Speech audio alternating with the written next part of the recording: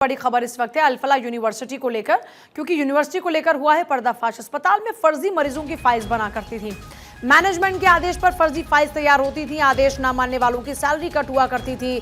Hindu staff से भेदभाव पूर्व नर्सिंग स्टाफ की ओर से कहा गया।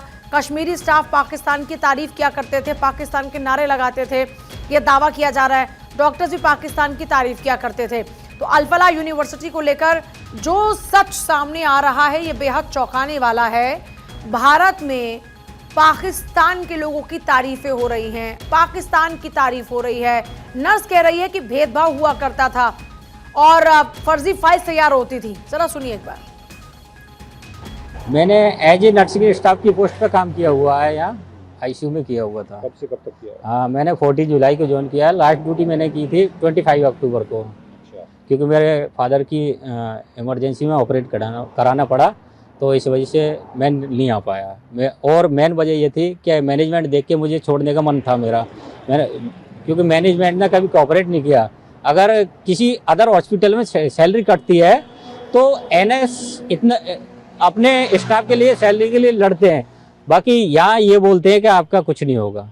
जबकि मैंने सबको एप्लीकेशन दी हुई है, मार्क करा के एचआर तक।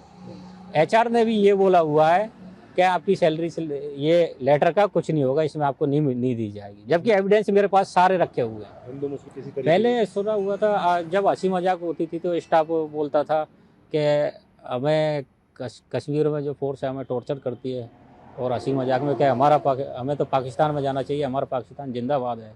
जबकि हमारा जो मुल्क है वो तो हमारा हिंदुस्तान है। सुनने में फेक फाइलें बनाई जाती थी मरीजों की। जी सर, फेक फाइल का मुझे पर्पज नहीं पता, पर ये है कि जब अगर इसकी जांच होगी, अगर कोई एजेंसियां जांच करेंगी, अपना स्टाफ रखी है तो वो कर सकती हैं इसको। बाकी है पर स्टाफ पे नाइट में 5 फाइल दी जाती हैं एनएस ऑफिस से। हाँ, अगर कोई स्टाफ नहीं करता है तो वो फोर्स करते हैं उसके लिए।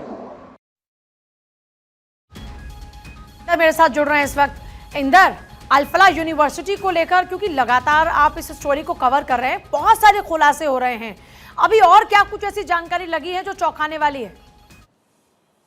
देखिए, अगर बात करें तो अल-फलाह यूनिवर्सिटी जो व्हाइट टेरर मॉड्यूल का पूरा कह सकते हैं कि एक तरीके से वो स्पॉट है जहां से देश को कहीं ना कहीं दहलाने की जो साजिश है वो रची जा रही थी। और ऐसे में देखिए, अब ये जो लक्ष्मण नाम का नर्सिंग स्टाफ सामने आया है जिसने अल-फलाह यूनिवर्सिटी में काम किया हुआ है, बेहद चौंकाने वाले खुलासे किए गए हैं।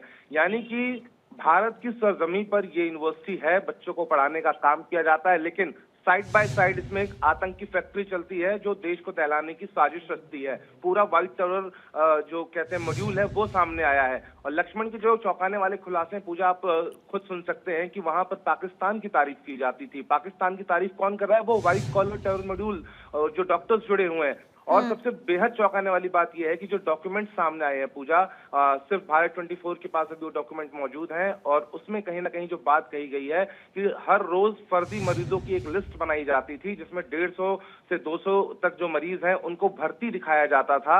और आखिरकार जब ये लिस्ट बनाई जा रही थी तो किसके नाम पर बनाई जा रही थी? कौन वो लोग हैं जिनको 150 मरीजों का नाम देकर उन्हें वहां पर शिफ्ट किया जा रहा था? क्या वो पाकिस्तान से जुड़े हुए लोग थे या फिर इस व्हाइट कॉलर टेरर मॉड्यूल में जुड़े हुए थे? तो कहीं ना कहीं देखिए, एनआईए की जो जांच है वो चल रही है, और एनआईए की जांच जो है वो पूरा बेहद अहम मोड़ पर है।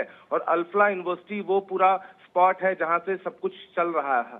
तो ऐसे में देखिए पूजा, बड़ी बात यह है कि जो डॉक्यूमेंट सामने आया है, लक्ष्मण का जो बयान सामने आया है, बेहद चौंकाने वाले हैं। और जांच एजेंसियां अब उस फाइल तक भी पहुंचेगी, और कौन वो लोग थे जिनके नाम पर ये स्लिप्स काटी जा रही थी, कैसे उनको भर्ती दिखाया जा रहा था, क्या पाकिस्तान से जो लोग जुड़े हुए हैं इस पूरे जैश-ए मोहम्मद जो टेररिस्ट हैं उनसे जुड़े हुए लोगों को इसमें भर्ती करके कुछ एक बड़ी साजिश और रची जा रही थी। क्योंकि देखिए, ताजा सूत्र ये बताते हैं पूजा की अल-फलाह यूनिवर्सिटी से तकरीबन 200 से ज्यादा मेडिकल स्टाफ और डॉक्टर्स जो हैं उनको डिटेन भी किया है, कुछ लोगों को गिरफ्तार भी किया गया है, उनसे पूछताछ भी चल रही है। तो कहीं ना कहीं देखिए, ये अल-फलाह यूनिवर्सिटी जो है पूरा अब केंद्र है, और जांच एजेंसियों को कहीं ना कहीं इस पूरी अल-फलाह यूनिवर्सिटी की जो जांच है वो इर्द गिर्द ही घूमती हुई नजर आ रही है। पूजा, बहुत ही शुक्रिया आपका फिलहाल पूरी जानकारी के लिए।